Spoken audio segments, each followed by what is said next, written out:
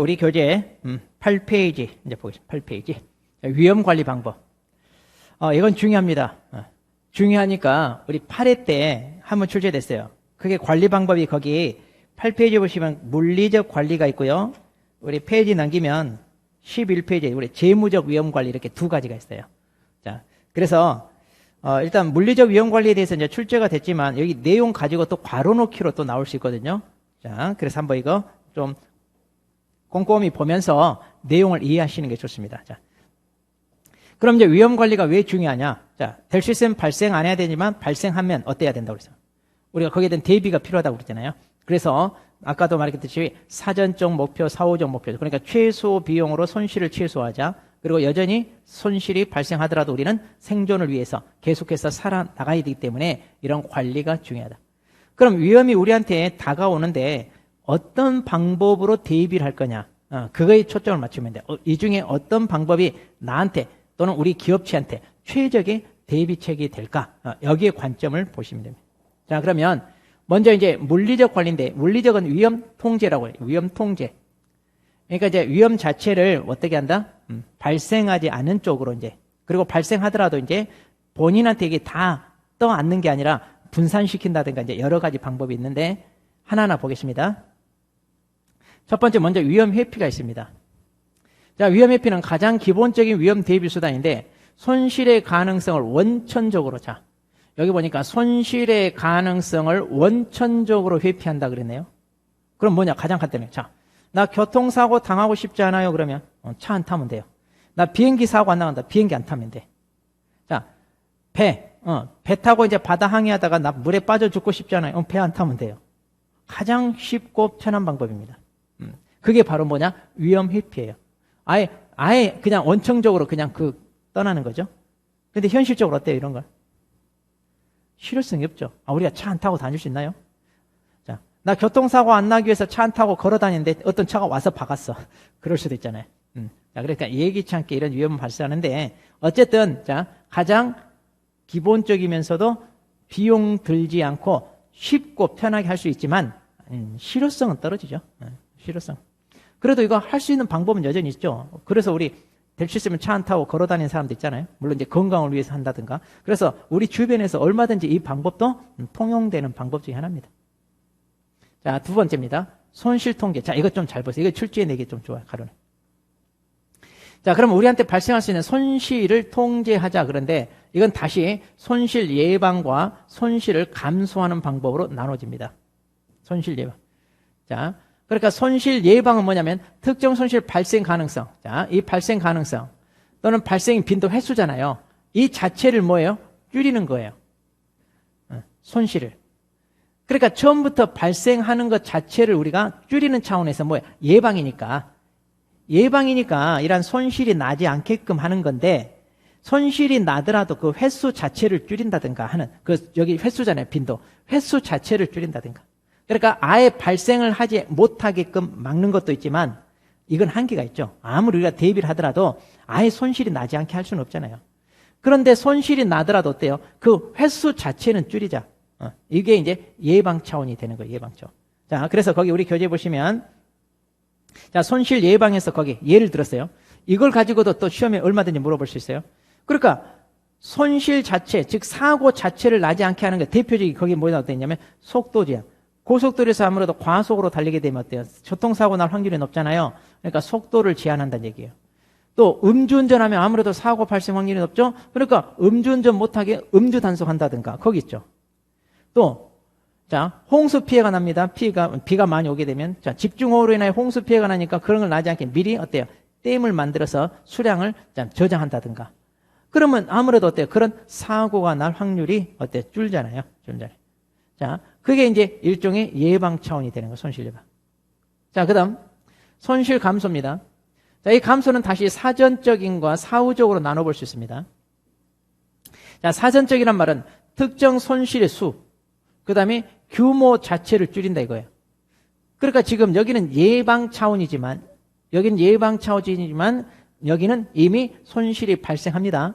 그런데 발생 횟수를 줄인다든가 피해 규모를 좀 줄이자 이거예요. 그러니까 사고가 나더라도 그래서 거기 보시면 뭐예요? 줄이는 방법이 어떻게? 이런 것은 우리 주변에 많이 있어. 자, 예를 들면 이렇게 해봅시다. 우리가 계란을 바구니에 담는데 계란을 10개를 바구니에 담았어요. 자, 이 바구니를 떨어뜨렸어요. 그럼 몇 개가 깨져요? 10개. 만약 이 바구니에 계란을 100개를 담았어. 그럼 이 바구니를 떨어뜨렸어요. 몇 개가 깨져요? 100개. 그러면 한 번 떨어뜨리면 100개가 깨지니까 이러지 말고 10개씩 나눠가지고 그럼 담으면 어때요? 자, 그러면 그 규모 자체를 어때요? 줄일 수 있지 않겠냐 이 말이에요. 그러니까 한 번 바구니 떨어뜨리면 계란이 10개만 어때? 깨지게끔 100개를 다 깨트린 게 아니라 이런 것들이 뭐예요? 규모 자체를 줄이는 것들이 하나의 방법이죠. 그래서 이제 우리가 투자 같은 것도 포트폴리오 하는 이유가 이런 데 해당됩니다. 그 다음 사후적 조치는요. 자, 이미 손실이 발생합니다. 그럼 이게 더 이상 확대되거나 또는 확산되지 않게끔 하는 거예요. 확대가 되거나 확산되지 않게끔. 그래서 거기 예로서 그랬잖아요. 구조대책이랄지 재활 서비스인데, 자, 우리가 교통사고 났습니다. 자, 그러면 우리가 신체적으로 어떤 손실을 입을 수밖에 없죠. 그래서 다리가 부러진다든가 크게 다치잖아요. 그런데 어때요? 그럼 빨리 응급조치를 취한다든가 하면 어때요? 생명을 구할 수 있잖아요. 그런데 그걸 조치 안 하면 생명에까지 위험할 수 있잖아요. 그래서 이렇게 더 이상 피해가 커지지 않게 막는 것들, 이게 이제 우리가 구조대책 같은 거 해당될 수 있죠. 그 다음 대표적인 게 뭐냐, 또 우리가 보험제도예요. 그래서 보험을 가입해서 내가 보험금을 탑니다. 그럼 나한테 발생한 손실이 얼마예요? 자, 만일 100만 원이다. 그럼 보험금을 타기 때문에 어때요? 그 손실을 상쇄할 수 있죠. 손실이 더 커지지 않게. 그래서 이게 손실 감소에 해당되는, 다시 말해 이제 손실 통제와 관련된 연관된 게 보험금을 또 넣고 볼 수 있습니다. 이렇게. 그러니까 이제 이 말을 이해하면 나머지 이제 쓸 때, 자, 문제를 낼 때, 자, 이걸 써놓고 여기에 해당되는 말 이런 걸 쓰세요라고 한다니까요. 그런 거 이런 걸 쓰라고 했을 때 정확히 손실 예방, 손실 감소 이렇게 써야 돼요. 물론 손실 통제라고 쓸 수도 있는데 손실 통제는 이 두 개를 합친 거니까, 자, 이런 걸 쓸 때 정확하게 쓰게끔. 자, 묻는 포인트가 어디 있는지를 잘 보고 쓰란 얘기예요. 묻는 포인트. 자, 그 다음에 위험 요소에 불립니다. 자,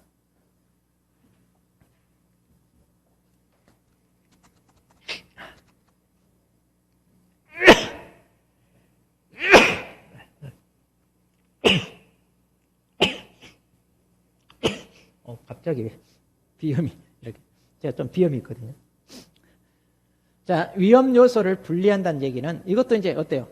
위험 요소를 분리하니까 어때요? 쪼개니까 어떤 사고가 발생하더라도 어때요? 손실의 크기가 좀 적어지겠죠. 자, 그래서 잠재적 손실의 규모가, 이제 규모 크기라고 그랬잖아요. 감당이 어려울 만큼 커지지 않도록 미리서 뭐 한다? 쪼개는 거죠. 쪼개는 거. 자, 그래서 이제 그게 뭐냐? 대표적으로 복제라는 것과 격리라는 게 있죠. 그래서 위험 요소를 분리를 합니다. 우리가 대표적인 게 복제죠. 아주 중요한 문서랄지 이런 것, 뭐 설계 도면이랄지, 자, 이런 것들은 어때요? USB랄지, 또는 하드디스크랄지, 이런 것들로 나눠서 보관하잖아요. 이런 것처럼 우리가. 그래서 이제 복제를 해서 그런 것들 따로 보관하는 거고, 격리라고 하는 것은 이제 나누는 거죠. 나누는 거. 그래서 이제 격리는 이제 시간적, 자, 시간적, 장소적, 이제 장소도 되죠. 이걸로 이제 분산시키는 거죠. 분산. 근데 이것은 우리 조선시대 때도 했어요.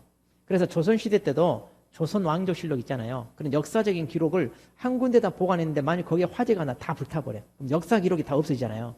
그러니까 이것을 전국에 4군데다 분산했어요. 이걸 이제 사고라고 그래요. 사고. 왕조실. 그랬더니만 우리 일제시대 때 막 불타가지고 없어지기도 하고요. 또 우리가 일본 놈들이 이거 어때? 다 탈취해 가기도 하고 그랬잖아요. 그런데 이렇게 분산했더니 그래도 전주 사고일 거야, 아마. 전주 사고, 거기가 하나 그래도 잘 보존돼가지고, 우리 조선 왕조실록 같은 기록을 가지고 지금 우리가 역사 공부를 다 하는 이유가 그거예요. 이런 식으로 다 격리를. 그리고 이걸 제대로 해야 되는데, 우리가 너무나 지금 가슴 아픈 기억으로 남는 뭐 있어요? 이태원. 이태원 그 좁은 골목에 사람이 한꺼번에 얼마나 많이 몰렸어. 지금도 이해가 안 돼. 그 좁은 골목에 어떻게 100명이 넘게 사람이 압사당하 죽을 수 있을까? 도저히 이해가 안 돼요. 정말 좁아요. 100명이 들어가지도 않아. 사람이 이렇게 다닥다닥 서도 들어가지도 않을 때 거기에 100명이 넘게 압사당해 죽었어요. 그럼 100명이 이렇게 죽을 정도면 얼마나 많은 사람이 들어가야 돼? 그러니까 누군가가 이것 좀 교통 정리해가지고 이걸 좀 격리해서 장소적으로 좀 분산을 했다면 이런 사고가 안 생기죠. 그러니까 이 사고로 인해 어떤 생명이라고 하는 어마어마한 우리는 손실을 한번 경험해 봤잖아요. 자, 그래서 위험 요소 분리한다는 건 상당히 중요한 것 중 하나입니다. 그래서 우리가 많이 사용하고 있죠. 많이 이런 피해를 줄이기 위해서. 우리 유조선도 그러잖아요. 유조선도 저기 이제 어때? 거기에서 사우디나 이런 데서 유조선에다 기름을 싣고 오는데 유조선 탱크가 어떻게 되냐면 이게 다 이렇게 나눠져 있어요. 나눠져 있어요. 이렇게. 그래서 혹시라도 자 해적들이 로켓포로 쏴가지고 이거 뚫렸어. 그러면 기름이 여기 있는 것만 유출이 돼. 안 그러면 전체가 유출되면 어마어마하게 유출되잖아요. 그러니까 일부러 이렇게 탱크를 다 분리해가지고 사고가 나면 여기만 나게끔. 그러니까 이제 이런 것은 많이 쓰고 있습니다. 이런 것은. 네. 자, 그래서 우리 교재 자 10페이지에 있는 위험 요소 분리. 자, 이거 잘 보시고요. 자, 그 다음에 자, 네 번째. 이건 조금. 자, 계약을 통한 위험 전가입니다. 그러니까 이제 자기한테 닥칠 수 있는 위험을 전가란 말은 누구 제3자에게 떠넘긴다는 얘기죠. 이것도 이제 하나의 방법이 되죠. 자, 그래서 발생 손실로부터 야기될 수 있는 자, 법적, 자, 재무적 책임을 계약을 통해 제3자에게 전가한다 그러는데 그럼 여기에 대한 예가 이제 거기 보면 임대차 계약이랄지 하도급 계약 이런 말이 나와요. 그러면 자, 보세요. 자, 상가 건물주가 있어요. 자, 상가 건물주가 있는데 자, 이 건물에 만약 화재가 나면 어때요? 자기가 고스란히 이걸 떠안아야 되잖아요. 그런데 이걸 이제 임대차 계약을 통해 세를 줍니다. 자, 건물주는 A고요. 여기에 들어오는 세입자가 B면 자기가 이제 여기서 자, 장사를 합니다. 그러면 이제 어때요? 화재가 나지 않게끔 이 사람이 다 어때 신경 써서 관리를 하게 되잖아요. 그러니까 건물주 본인이 신경 써서 관리하는 게 아니라 이 B가 관리하게 돼. 그래서 만일 B가 이걸 영업을 하다가 조금 실수한다든가 부주의로 자, 화재가 발생하게 되면 어때요? 거기에 대해서 손해배상 청구할 수 있잖아요. 그러니까 이렇게 다른 사람한테 이걸 떠넘기는 거예요. 또 우리가 하도급 공사가 있어요. 우리 도로 공사 같은 거 하는 경우에 도로 공사. 자, 그럼 고속도로 공사하는데 구간이 있으면요. 이걸 이제 오다를 딴, 자, 그 업체가 이걸 다 하는 게 아니라 이걸 쪼개가지고 여기는 이제 A 업체, 여기는 B 업체, 여기 C 업체 이런 식으로 D, E, F. 그래서 하청을 줍니다. 자, 이 구간은 당신네가 알아서 사업하시오. 이런 식으로. 그렇게 해서 이제 여기서 문제가 생기면 누가 책임져야 돼? A가 책임져. 만일 본인이 한다면 여기 모든 책임을 져야 되겠지만 이렇게 하청으로 쪼개다 보니까 어때요? 책임을 이렇게 뭐예요? 다른 사람한테 떠넘길 수 있다는 얘기예요. 니네가 알아서 책임지고 거기에 대한 모든 것은 이제 알아서 하게끔 하는 거죠. 그러니까 이것도 하나의 방법이야. 자, 그래서 계약을 통하여 자, 이런 책임을 제3자에게 떠넘기는 것. 자, 이것도 이제 하나의 방법이 된다. 그런 얘기입니다. 자, 그래서 이걸 갖다 이제 계약을 통한 위험 전가 이렇게 됩니다. 그 다음에 이제 다섯 번째, 자, 위험을 스스로 인수한다. 그래서. 자, 이것은 이제 본인이 그 위험을 그냥 내가 이거 다 내가 다 떠안겠다. 이 말이에요. 어떤 경우냐? 어떠한 조치도 취하지 않고 그대로 방치하는 것. 한마디로 뭐냐? 내버려둬. 야, 너 그거 위험한데 괜찮냐? 내버려둬. 이거 한마디로. 내버려둬. 그래서 스스로 감당하는 거예요. 그러니까 이제 이런 경우는 특별히 뭔가 취할 수 있는 조치가 없을 때 뭔가 대비를 해야 되는데 대비할 수 있는 어떤 여건이 이런 게 하나도 조성이 되어 있지 않아. 그냥 흔히 우리가 그런 말 있잖아요. 몸으로 때울래 이런 말 하죠. 그게 바로 이거. 몸으로 때울래 하는 게. 자, 이렇게 위험을 스스로 인수하는 것도 하나의 방법입니다. 위험을. 그러니까 이제 가장 쉬운 게 위험 회피가 있고 이제 아니면 자기가 떠안는다 이것도 특별한 방식이 없을 텐데 그런데 이제 이런 방법보다는 이제 이런 걸 많이 써먹죠. 네. 자, 그러면 자, 물리적 위험 관리 방법입니다. 총 몇 가지가 있냐? 5개. 그래서 8회 때 이렇게 시험에 나왔어요. 물리적 위험 관리 5가지 쓰세요. 그래서 이제 우리 여기 이거 하나, 둘, 셋, 넷, 5개 이렇게 이제 써야 됩니다. 근데 이제 좀 재밌는 에피소드가 뭐냐? 우리 교재에 있는 그 문구를 될 수 있으면 그대로 써야 돼요. 그래서 우리 공부할 때 여러분들이 너무 축약해서 압축해서 암기하거나 이러지 마시고 우리 교재에 나와 있는 그대로. 그래서 어떤 사람은 이제 이걸 위험 분리 이렇게만 쓴 사람도 있고요. 여기를 위험 인수 이렇게만 쓴 사람도 있고 여기를 이 계약을 통한 이 말을 빠뜨리고 위험 정가 뭐 이렇게만 쓴 사람도 있고 그런데 이거 점수를 제대로 다 써야 좋다고 그러더라고요. 물론 이제 부분 점수 좀 주긴 했는데 그러니까 될 수 있으면 자 그대로. 자 그러면 이제 이거 8회 때 출제가 됐거든요. 이거는 자, 8회 때 출제가 됐으니까 또다시 이걸 쓰세요 이렇게 나오기는 그래요. 그러면 이제 어떻게 하느냐. 근데 이제 이거 위험 관리 방법은 중요하거든요. 그러니까 위험 관리 방법은 중요하니까 자, 이 5가지를 쓰세요 해가지고 5점짜리였는데 이번엔 그럼 어떻게 내오느냐. 이런 거. 여기에다가 자, 이런 말을 쭉 써놓고 그러면 이게 뜻하는 위험 관리 방법을 쓰세요. 그러니까 여기다 괄호를 이렇게 해가지고 자, 여기다 괄호 해가지고 여기에 해당되는 위험 관리 방법을 쓰세요. 이렇게 할 수 있다니까요. 또 이것도 해놓고 여기다 이제 괄호 해가지고 여기에 들어갈 말 쓰세요. 이렇게도 낼 수 있어요. 자, 그래서 이거는 중요한 거니까 한번 출제됐으니까 그냥 너무 가볍게 한다 이러지 마시고 조금 이런 관점에서 그래서 이 문구를 쓸 수 있을 정도. 그리고 지금 자 우리 11페이지 봐봐요. 이번에 재무적 관리 방법. 재무적 관리 방법은 3가지밖에 없어요. 그러니까 이게 이제 출제가 안 됐는데 그러면 자, 이 물리적 위험 관리 5개하고 이 재무적 위험 관리 3개를 해놓고 그 중에 5개 골라가지고 이거 문장을 써놓고 여기에 들어가는 위험 관리 방법을 쓰세요. 이렇게 낼 수도 있다는 얘기예요. 자, 그래서 물리적 위험 관리와 재무적 위험 관리 방법이 있다. 다음에서 설명하는 것은 그중 어느 관리 방법에 해당되는지 쓰세요. 자, 제가 이렇게 얘기하는 것은 앞으로 문제 낸다는 얘기예요. 저는 이렇게 그렇게 해서 여러분들이 초점을 잘 맞춰서 쓸 수 있게 말이 비슷비슷하거든요. 비슷비슷하니까 정확히 좀 이해하셔야 돼요. 정확히. 자, 그러면 자 11페이지로 갑니다. 자, 이번에는 이제 재무적 위험 관리 보겠습니다. 재무적. 재무란 말은 뭐예요? 돈이 들어간다는 얘기죠? 재무적. 그러니까 여기 뭐야? 위험 자금 조달. 한마디로 자금을 조달해서 내가 대비하겠다. 이게 이제 위험 관리. 재무적 위험 관리. 자, 첫 번째 뭐가 있냐면 위험 보유입니다. 위험을 스스로 인수한다. 이런 거 보세요. 좀 전에 우리가 물리적 위험 관리에서 위험을 스스로 인수하는 거 있었잖아요. 그러니까 그 말이야. 다 표현이 좀 다르. 그러니까 아까 물리적 관리 방법에서 위험을 스스로 인수한다는 얘기는 뭐예요? 내가 그냥 몸으로 때운다 그거잖아요. 몸으로 때운다. 그런데 여기는 자기가 위험을 스스로 인정한다는 얘기예요. 위험을 보유한단 말이에요. 이 위험을 내가 그냥 인수한다는 얘기예요. 그런데 뭘로? 재무적은 뭐다고요? 자금 조달. 그러니까 나한테 이런 위험이 닥쳐서 손실이 발생하면 그 손실을 내가 부담하겠다 이건데 그러려면 미리 비용을 준비해서 그걸 대비하겠다 그 얘기예요. 자, 그래서 자, 경제적 위험을 완화하는데 어떻게 한다? 준비금이랄지 기금이랄지. 그러니까 내가 비용을 미리 좀 만들어놔서 나한테 닥치는 그 손실을 내가 좀 더 대비하겠다. 그런 얘기가 되는 거예요. 그래서 이제 이걸 갖다가 우리가 자가보험 이런 말을 써요. 자, 이 자가보험, 자, 이게 이제 위험보유란 말이에요. 위험보유 또는 자가보험. 그러니까 내가 스스로 비용을 만들어서 그걸로 일종의 보험처럼 보험금 타듯이 내가 그 비용을 충당하겠다. 자, 두 번째 위험을 제3자에게 전가시키는 거다 그랬습니다. 그럼 아까도 물리적 방법도 있었죠.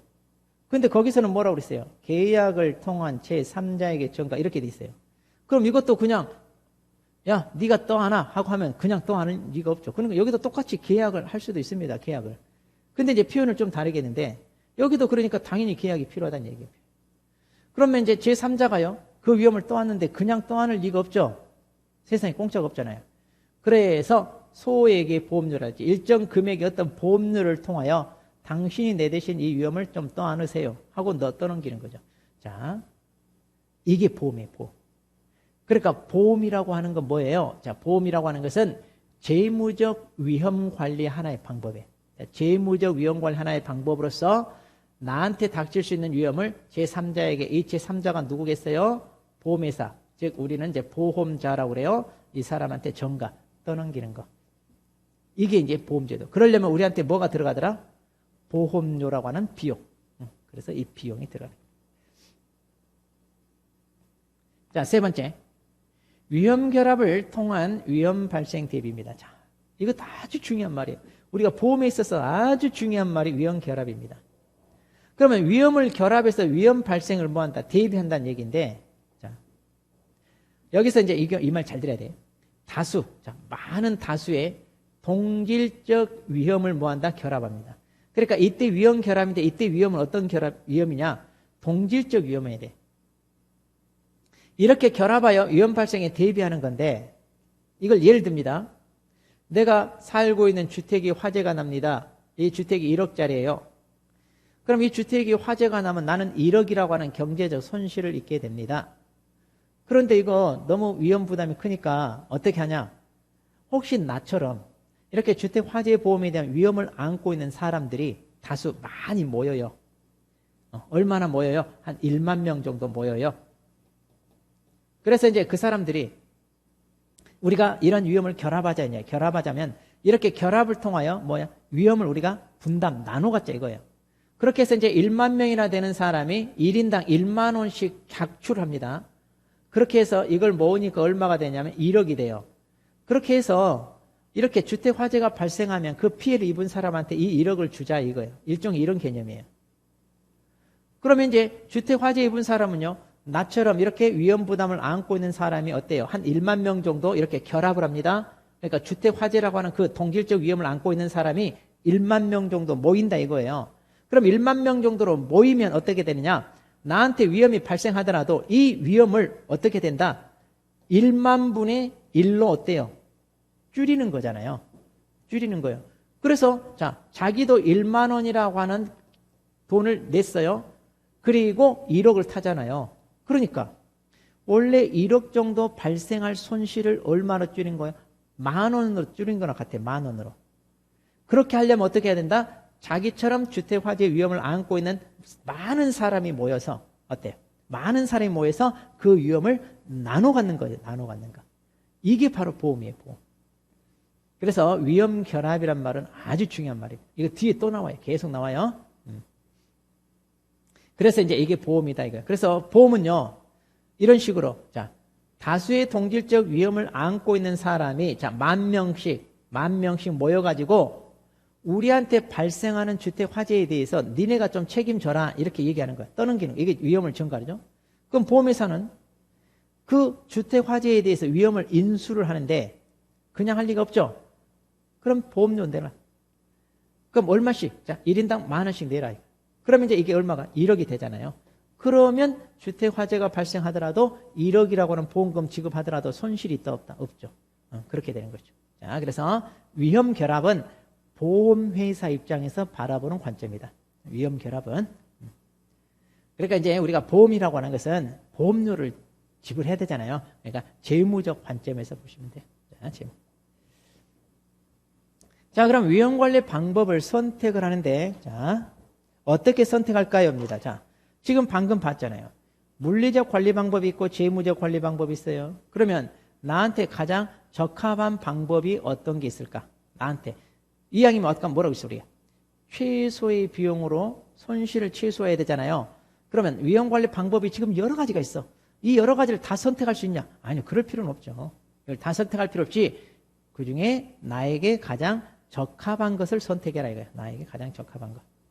자, 그럼 나에게 가장 적합한 선택을 해야 되는데, 일단 뭘 고려해서 선택을 해야 되냐? 3가지. 우리 12페이지 맨 위에 3가지를 고려해봐라.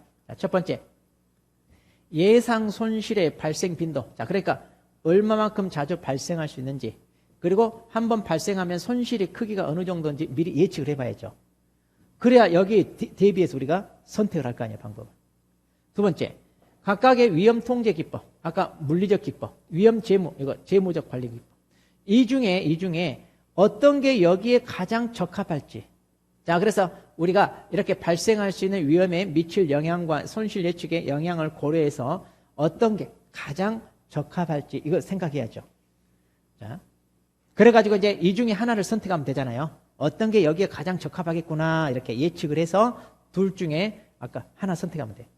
그 다음 비용 무시하면 안 돼. 우리 아까 위험관리 목표가 뭐라고 했어요? 최소 비용으로 손실을 최소화하니까 이 방법이 가장 좋아요라고 선택을 했는데 비용이 많이 들어가네요. 그럼 이건 적합한 게 아니죠. 이 중에 하나가 좋은데 비용이 적게 들어가네요. 그럼 이게 더 적합할 수 있잖아요. 자, 그래서 비용을 예측을 해서 선택을 합니다. 자, 그러면 우리 12페이지 그림을 봐봐요. 12페이지. 자, 이 그림을 한번 봐봐요. 12페이지. 그러면 지금 이제 보세요. 우리한테 이제 닥칠 수 있는 위험 상황이 있습니다. 그러니까 위험 상황 아까 뭐라고 그랬어요? 이 위험이 얼마만큼 자주 발생할 수 있느냐. 그리고 한번 발생하게 되면 규모, 손실의 크기가 어느 정도 되느냐. 이걸 예측을 해서 그걸 가장 잘 대비할 수 있는 방법을 선택해야 된다고 그랬잖아요. 그러면 방금 우리 물리적 기법, 재무적 기법이 있는데 그 중에 어떤 것을 선택할 거냐인데 봅시다. 발생 횟수는 적어요. 그러니까 어쩌다 한 번씩 발생해. 이 위험이라는 게 손실이, 위험이. 그런데 한 번 발생할 때 손실의 크기가 작아. 자, 어쩌다 한 번씩 발생하는데 손실의 크기도 작아. 그럼 어때요? 우리가 여기에 대해서 썩 그렇게 위험 부담이 있다 없다? 위험 부담 없잖아요. 그럼 이런 경우는 어떻게 하는 게 좋을까? 그렇죠. 위험 보유죠. 아까 그랬잖아요. 이 비용 규모가 작으니까 내가 미리 비용을 만들어서 손실이 발생하더라도 그냥 내가 충당하면 된다 이거예요. 아까 이걸 뭐라고 그랬어요? 위험 보유. 그러니까 우리 교재에 이렇게만 돼 있는데 솔직히 저는 여기다가 이 말도 써주는 게 맞다고 봐. 그래서 위험 보유. 그래서 대표적인 게 바로 뭐다? 자가보험 같은 게 해당돼. 그러니까 차라리 여기다가 뭐라고 해야 돼? 위험 보유. 이게 정답이에요. 위험 보유.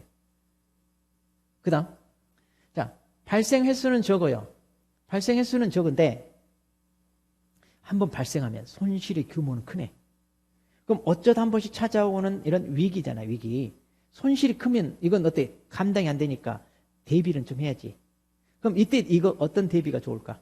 이게 이제 떠넘겨야지. 갑자기 나한테 손실이 많은 어떤 그런 위험이 닥치면 떠넘기는 거. 이게 바로 보험이에요. 그래서 이것도 마찬가지. 이 위험을 뭐 한다?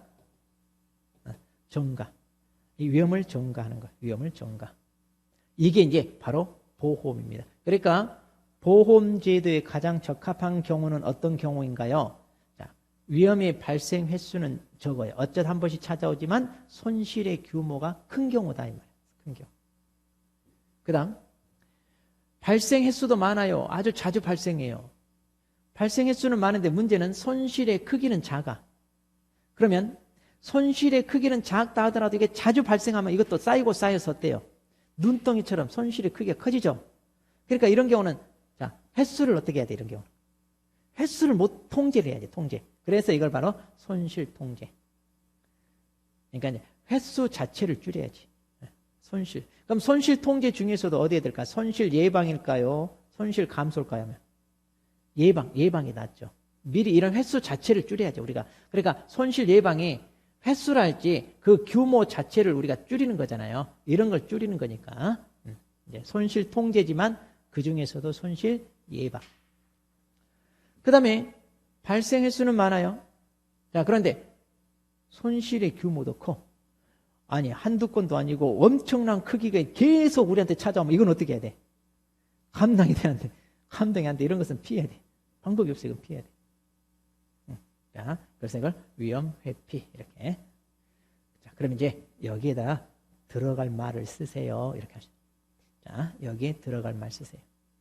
그러면 자, 이걸 여러분이 쓸 수 있게끔 집어넣을 수 있게끔 해놔야 됩니다. 집어넣을 수 있게. 그래서 어떻게 보면 이게 출제될 확률이 아주 높은 거예요. 이게 출제될 확률이. 그러니까 실은 이거죠. 우리한테 닥치는 많은 위험이 있는데 그럼 위험이 어떻게 우리가 대비를 해야 되느냐? 그러면 어때요? 가장 좋은 어떤 대비책을 통하여 우리가 대비를 해야 되죠. 그러면 물리적 기법, 재무적 기법인데 그 중에 어떤 게 가장 적합할까? 이렇게 이제 분석을 해서 그 중에 하나의 관리 방법을 선택하는 거다. 자, 그 다음에 이제 우리 교재 13페이지가.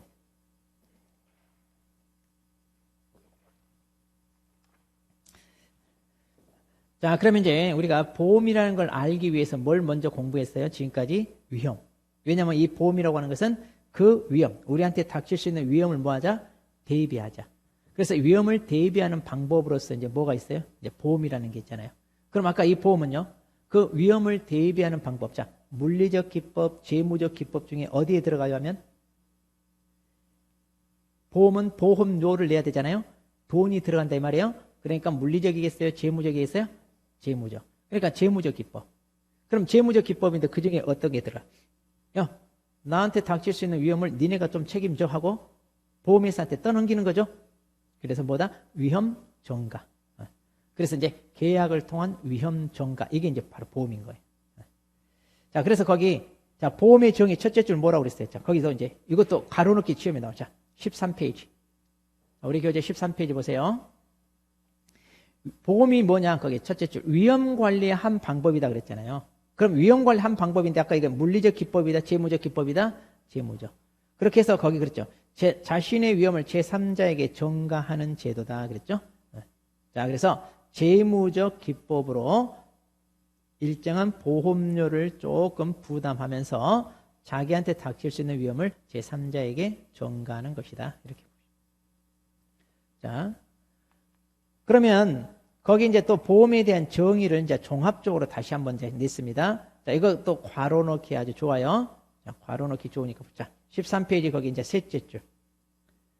자, 그럼 거기 뭐라고 되냐, 보험은. 자, 위험 결합. 이거 아주 중요한 말입니다. 위험 결합으로 불확실성을 확실성으로 이렇게 전환한다 그랬네요. 자, 이거 사회적 시설입니다. 우리 보험 제도잖아요. 보험도 하나의 사회적 제도입니다. 사회적 제도. 그래서 우리가 사회적 시설 또는 사회적 제도란 말 써도 상관없어요. 시설한 말이 이제 제도란 얘기예요. 제도. 그래서 이제 보험이라고 하는 것은 일종의 복지 차원의 제도입니다. 복지. 왜냐하면 자, 국가는 국민의 생명과 재산을 보호해야 될 책무가 있습니다. 그런데 이제 그런 국민의 생명과 재산에 대해서 발생할 수 있는 각종 손실에 대해서 국가가 다 감당하냐? 힘들어요. 국가가 그런 것을 보상해 준다고 해서 뭐 돈이 뭐 남아 도는 게 아니라 국민이 낸 세금으로 해야 되는 거예요. 그러니까 국가가 그런 거 다 감당하기는 어렵거든요. 물론 일정 부분은 당연히 감당하죠. 그래서 태풍이랄지 최근 우리 코로나 때 어땠어요? 코로나 때문에 우리 그 진단하는 거 있잖아요. 무료로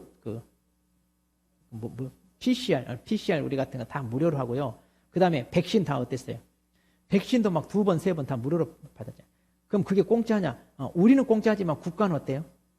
그 백신 만드는 회사한테 돈 다 지불해야 돼요. 그래서 지금 코로나 끝나고 그 돈 지불하느라고 어마어마한 돈이 지금 우리가 적자를 보게 돼 있잖아요.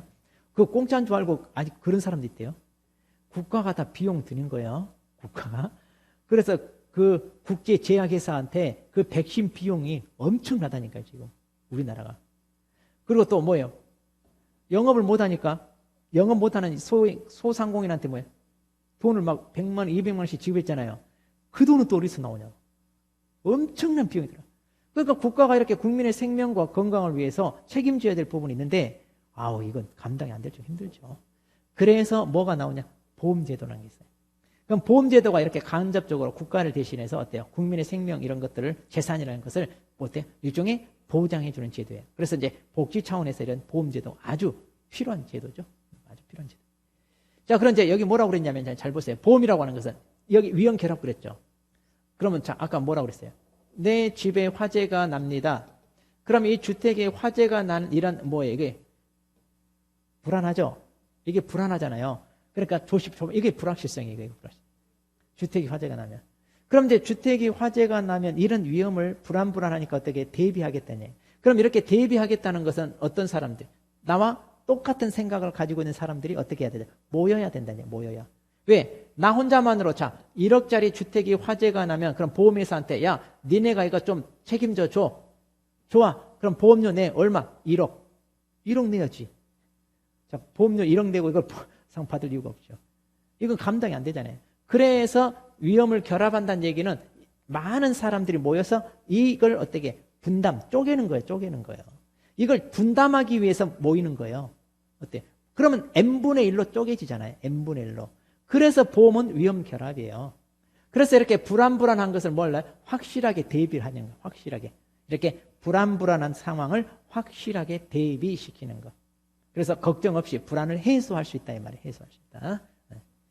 그게 이제 위험 결합. 그러면 자, 여기에 어떤 말이 들어갈지 이거 괄호 넣기 아주 좋아요. 자, 위험 결합이란 말, 또 불확실성, 확실성, 전환시키는 사회적 시설, 뭐 이런 것들 괄호 넣기 아주 좋아요. 그 다음에 또, 자, 또, 그러면 이제 이 말을 이제 다시 한번 또 용어의 정의를 거기다 다수의 동질적, 아까 그랬잖아요. 다수의 동질적 위험을 한 곳에 모으는, 그게 바로 위험 결합이다 이거예요. 다수의 동질적 위험을 이렇게 한 곳에 모이는 게 이거예요. 자, 이 두 개를 이렇게 하나로 모으는 게 위험 결합이에요. 그렇게 해서 가계는 이제 우리 개인을 얘기하는 거예요. 그 다음에 기업이 우연적인 사고 발생으로 있게 되는, 자, 실제 손실을 다수의 동질적 위험 결합으로 어떻게 하느냐? 평균 손실로 대체한다. 이거 괄호 넣기 아주 좋아요. 이거 체크하세요. 이거 괄호 넣기 아주 좋습니다. 그러니까 자, 봐봐요. 아까 개인한테 발생할 수 있는 주택 화재입니다. 그럼 이 주택 화재가 발생하면 1억짜리 주택이 손실을 입어요. 그러니까 실제 손실은 얼마란 얘기야? 1억이잖아요. 그런데 다수 동질적인 위험을 가지고 있는 사람이 결합을 합니다. 얼마? 1만 명이. 이거 위험이 몇 명이 결합했어요? 1만 명이 결합을 했다는 얘기예요. 그렇게 해서 1인당 얼마씩? 1만 원씩 객출을 합니다. 그랬더니 이 실제 손실이 평균 손실 n분의 1로 쪼개니까 얼마로? 1만 원으로 이게 줄어드는 거예요. 1만 원. 그러니까 이제 자기도 1만 원 냈잖아요. 그러니까 1억짜리가 자기가 부담하는 거 1만 원밖에 안 된다는 얘기. 그래서 실제 손실이 뭐다? 평균 손실로 대체되는 거예요. 왜? 위험 결합을 했기 때문에 여기에 모인 사람들이 뭐야? 이걸 n분의 1로 나눠 갖는 거다 이거예요. 이거 이제 일종의 다른 말로는 그래서 이걸 뭐라고 하느냐? 다른 말로는 이걸 위험 분담이란 말을 써요. 위험 분담. 이게 보험이죠. 그러니까 보험은 다수 많은 사람이 모여야 보험이 이루어지죠. 왜? 그래야 합리적 보험료가 나오죠.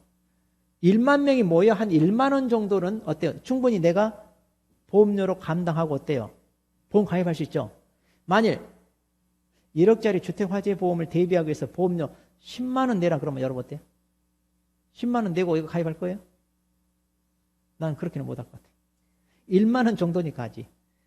자, 그래서 충분히 이렇게 다수의 사람들이 모여야 된다 그 얘기. 그래야 보험이 유지가 돼요. 보험. 자, 그래서 그거 보험의 정의입니다. 아주 괄호 넣기 좋습니다. 자, 그러면 자, 그래서 이제 지금 이 말을 지금 다시 한번 더 여기 이제 덧붙여 썼습니다. 그러니까 다수의 동질적 위험을 결합한다는 얘기는 다수가 뭐야? 보험료를 뭐한다? 객출하여 1인당 1만 원씩. 이걸 객출이라고 그래요. 어떤 공동의 목적을 위해서 나눠서 내는 거 객출. 각출이라고 하면 돼 이거. 각출. 각출하고 객출하고 달라요. 우리 책에는 거의 각이라고 되어 있는데 이거 잘못됐어요. 각출은 뭐냐면 더치페이. 우리 식당 가서 자기 것 나눠내는 거 그게 각출이고 어떤 공동 목적을 위해 기금을 분담해서 내는 거 이런 걸 객출이라고 그래요. 객. 자, 그렇게 해서 이제 공동재산 아까 뭐야? 1억을 모은다. 1억을 모아가지고 우연적으로 사고가 발생한 손실을 입은 자에게 보험금을 지급한다. 그 사람한테 1억을 이렇게 준다는 얘기예요. 1억을. 그렇게 해서 이제 여기 아까 실제 손실이 뭘로 대체된다? 평균 손실로 대체돼요. 그러니까 이 말을 다시 한번 풀었으면 이렇게 되는 거예요. 이게 이제 보험을 뜻하는 보험. 자, 그 다음. 그러면, 자, 우리 13페이지 보시면, 자, 그 이제 절반 밑으로 보세요. 절반. 그러면 이제 보험은 이렇게 정의가 좀 다양한데, 왜 이렇게 정의가 다양합니까? 자, 그 보험이 가지고 있는 본질적 속성이 있기 때문이다 그랬죠. 자, 그래서 이 보험의 속성을 또 경제적, 사회적, 법적, 수리적 관점에서 이렇게 좀 나눠봤습니다. 자, 이렇게 또 보험을. 자, 그래서 먼저 경제적 관점. 자, 보험의 속성은 다양하기 때문에 그래요. 그럼 경제적 관점에서 보험을 바라봤을 때는 자, 뭐냐?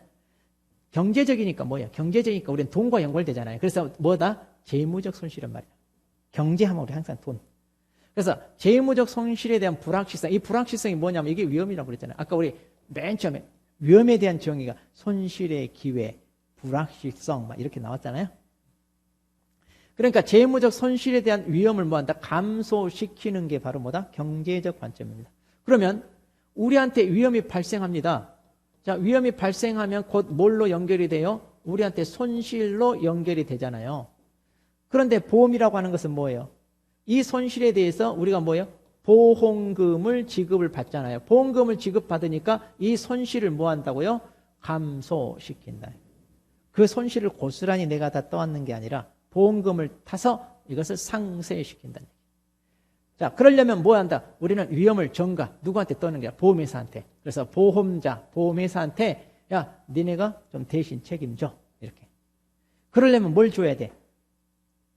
보험회사한테 보험료. 그럼 보험회사한테 뭘 줘야 돼요? 보험료를 줘야 된다 이거예요. 그런데 보험료가 어때요? 적정해야 되잖아요. 어느 정도 주고 그럼 네가 나한테 떠안을래? 나는 적어도 이 정도는 받아야 되겠다. 보험회사가 그렇게 얘기하는 게 있을 거 아니에요. 그러려면 어떻게 해야 한다? 최대한 많은 사람이 모여야 적정한 보험료가 된다. 적정한 보험료가. 자, 그래서 위험 정가, 위험, 이게 보험을 뜻하는 대표적인 단어가 바로 이거예요. 위험 정가, 위험 결합. 위험 정가. 이게 보험을 얘기하는 말이에요. 보험을 얘기하는. 자, 그 다음에 두 번째 이제 사회적 관점입니다. 자, 사회 구성원에게 발생한, 아까 사회 구성원 한 사람에게, 자, 이 한 사람에게 발생한 손실. 자, 이 발생의 주택 화재 얼마였어요? 1억. 그러면 다수인이 부담하는 거였죠? 자, 이렇게 다수인이 부담하려면 뭐 한다고요? 아까 위험을 결합. 그러니까 동질의 위험을 안고 있는 사람이 모여야 된다고 그랬죠? 그렇게 해서 그 손실을 뭐 한다? 분담. n분의 1로 나눈다 이 말이에요. n분의 1로. 그게 이제 사회적 관점인데 이것 때문에 그래요. 다수인이 부담한다. 그래서 우리가 상부상조 원리 그러는데 보험이 바로 이거예요. 보험이. 우리 일종의 십시일반. 그러니까 한 사람씩 조금씩 내면 그 목돈이 생기잖아요. 그 목돈으로 피해 입은 사람한테 보상해 주는 거죠. 상부상조. 그러니까 보험이 뭐하고 같아요? 우리 옛날에 그렇죠. 개 모임 있잖아요. 우리 개 모임. 또 우리 두레라고 하는 거 있죠. 두레. 우리 옛날부터 이런 보험 제도가 있었어요. 그러니까 우리는. 그러니까 사회가 돌아가려면 그 사회 구성원들을 우리가 외면할 수 없잖아요. 자기도 사회 구성원으로서의 뭐가 있어요? 책임이 있는 거예요. 거기 나몰라라 할 수는 없잖아요. 그래서 사회 구성원으로서. 그래서 상부상조 십시일반으로 뭘 만든다? 자, 기금을 만들어서 그 구성원한테 이것을 지급을 해주는 거. 이게 사회적 관점. 그러니까 이제 보험은 어떻게 보면 내 개인을 위해서 내가 가입하는 거잖아요. 그러잖아요. 나한테 닥칠 수 있는 위험에 대해서 내가 미리 대비하겠다 가입하는데 그게 꼭 나 자신만 위한 거냐? 아니에요. 내가 이렇게 뭐예요? 다수는 이렇게 결합을 해야 이게 보험 제도가 유지가 되니까 나뿐만 아니라 다른 사람도 나와 똑같은 생각을 가지고 이렇게 결합이 해야 보험 제도가 유지되는 거예요. 그러니까 나 개인을 위한 것보다 사회 전체를 위한 그런 제도가 바로 보험이 되는 거예요. 보험은. 그 다음, 자, 법적인 관점입니다. 자, 법적은 이제 뭐야? 보험자와 우리 보험회사를 보험자 그래. 보험회사. 그리고 이제 피보험자와 계약자 그러는데, 자, 이제 계약자는 보험계약을 체결한 사람이고요. 피보험자는 실질적으로 이제 보험 이익을 받는 사람. 그러니까 이제 보험금을 청구할 수 있는 사람. 그럼 보통 계약자가 보험금 청구 같이 다 하죠. 그러니까 보통 계약자와 피보험자가 같아요. 그런데 다를 수도 있어요. 우리가 제3자를 위한 보험 계약도 있을 수 있고. 그러니까 계약은 내가 하지만 이익은 다른 사람. 그런 경우 있잖아요. 자, 그런 경우는 얼마든지 있었어요. 그러면 이제 이들 사이에 맺어진 자, 재무적 손실의 보존을 목적으로 한다. 자, 재무적 손실을 보존을 목적으로 하는 법적인 계약. 그렇죠. 이제 보험회사가 그러면 그 위험을 인수한다 그러잖아요. 그 위험을 인수하는데 그 위험을 그냥 인수하는 게 아니라 당연히 계약을 통하여. 그래서 나한테 보험료 얼마 줄래? 해가지고 그 정도 보험료 받고는 괜찮다. 오케이. 그렇게 해서 이제 계약. 우리 법적인 관점은 한마디로 뭐다? 계약이라고 보시면 돼요. 법적인 관점은 한마디로 계약 체결. 자, 그 다음에 이제 수리적 관점입니다. 자, 수리적 관점은 뭐냐면, 자, 확률 이론과 통계적 기법을 바탕으로 이제 이루어지는 겁니다. 그렇게 해서 이제 미래의 손실을 뭐예요? 예측을 해야 되잖아요. 예측을 해서 이걸 배분해야 돼. 그래서 1인당 보험료 얼마 정도 산출해가지고, 이 정도가 되면 보험으로서 운영을 할 수 있겠다. 이런 식으로. 그러니까 이제 뭐냐면, 어느 정도, 자, 주택화재라고 하는 사고가 어느 정도 발생할 수 있는지, 자, 사고 확률이에요. 사고 확률 한마디로. 그럼 이런 것을 다 따져봐야죠. 따져봐야 돼. 그래서 만일, 자, 사고가 발생하면요, 손실이 어느 정도 나겠다. 자, 통계를 내야 돼. 손실. 자, 그 손실이 어느 정도 나는지 통계를 내야죠. 그래서, 자, 주택화재 사고 한 번 날 때마다 어느 정도 규모로, 자, 손해가 발생하는지 이걸 정확히 수리적으로 통계가 나와야 어때요? 보험회사는 보험 제도를 운영할 수 있죠. 그래서, 이 정도 사고에 이 정도 규모의 손실이 발생하면 몇 명 정도 보험을 가입시켜서 1인당 얼마씩 보험료를 받으면 내가 그 손실에 대해서 다 인수해서 보험금 지급하더라도 회사를 운영할 수 있겠구나. 이런 게 나오죠. 그래서 이런 통계 기법, 수리적 기법을 통하여 이거 하려고 이거. 그래서 이걸 정확히 예측을 해야 되죠. 예측이 안 되면 크게 어긋나죠. 그래서 이제 수리적 관점에 이제 뭐가 필요하냐. 우리가 나중에 이걸 대수의 법칙이라고 그래요. 대수의 법칙. 그래서 최대한 표본이 많이 있어야 돼. 그래서 다수의 동질적 위험이 많이 있어야 돼. 그래야 그걸 통하여 사고 한 번 발생할 때마다 손실이 얼마구나 하고 이렇게 예측이 점점 정확하게 된 거죠. 자, 이렇게 해서 이제 우리가 이제 보험을 다양한 관점에서 이제 살펴봤습니다. 자, 그러면 우리 교재 14페이지. 자, 우리 교재 14페이지 보시면 이제 보험의 특성 있잖아요. 자, 이제 이것도 중요합니다. 우리 보험의 특성. 자, 그러면 여기서 또 잠깐 쉬었다가 이제 보겠다 하겠습니다.